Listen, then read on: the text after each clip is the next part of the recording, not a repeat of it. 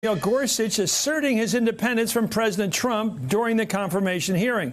Gorsuch's confirmation to the Supreme Court was one of the president's biggest accomplishments this year, almost a lone accomplishment before this tax bill. But the Washington Post reports the president worried that Gorsuch would not be, quote, loyal, and told aides he was tempted to pull Gorsuch's nomination. He was especially upset by what he viewed as Gorsuch's insufficient gratitude for a lifetime appointment to the country's highest court, and told Republican leaders that, quote, he's probably going to end up being a liberal like the rest of them.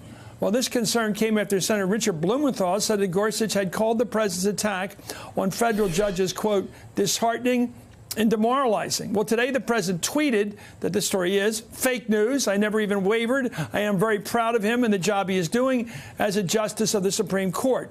The unnamed sources don't exist. Well, the Washington Post says that their account is based on interviews with 11 people familiar with the episode. I'm joined right now by one of the writers, one of the reporters for that article. That's Ashley Parker, of course, who writes for the Washington Post and is an MSNBC political analyst. Ashley's great insight here. And I have so many questions about Gorsuch. One is, well, first of all, the thing about Trump having second thoughts, was this sort of like Popeye in the cartoons, is always mumbling and talking out his brain and just things bugging him? Or did he really assert that he made a mistake here with this guy to somebody like in a serious conversation?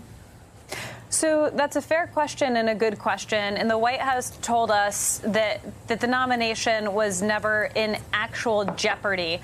But what we understand is that the president did what he often does, or what you say Popeye does, which is he sort of vents his frustrations aloud and asks questions and expresses his anger to advisors. And he was basically saying he was very frustrated with Gorsuch. He believed he was being disloyal. He felt that there would be a lot of other judges who would want that position on the Supreme Court. He's certainly right about that, who would be perhaps more grateful and more loyal. So these were all things he was saying to aides. But as with the president, often it was unclear if the nomination was ever in actual jeopardy or this was just a president quite angry and blowing off steam.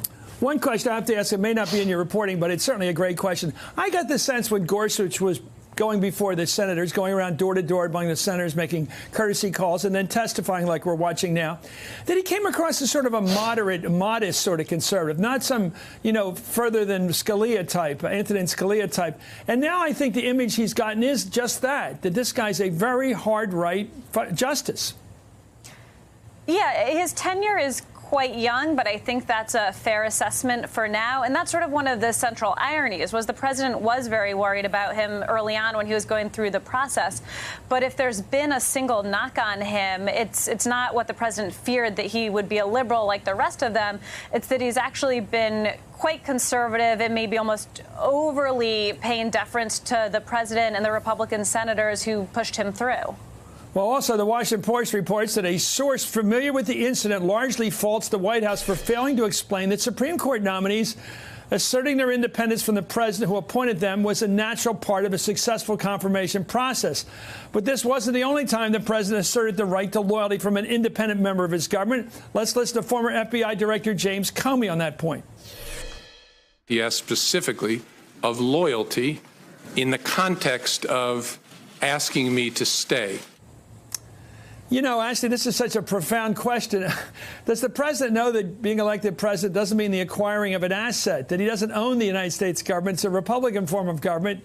It has all kinds of branches and all kinds of checks on power and tensions that are natural. Like sometimes your Supreme Court nominee ends up much different than you thought he was, and that's part of how the game is played. They don't have to stay like they looked when you picked them. That's exactly right. And the president's frustrations do seem to be rooted in a little bit of a misunderstanding of how this process works and how the Supreme Court works, which is the president, of course, gets to choose his nominee, and he or she tries to choose someone who is in line with their judicial philosophy. But then the justice is, of course, an independent justice, and he or she is beholden not to the president who appointed them, but to the law and to the Constitution. And that's how it should work. And that's exactly what Gorsuch was saying when the president got so frustrated.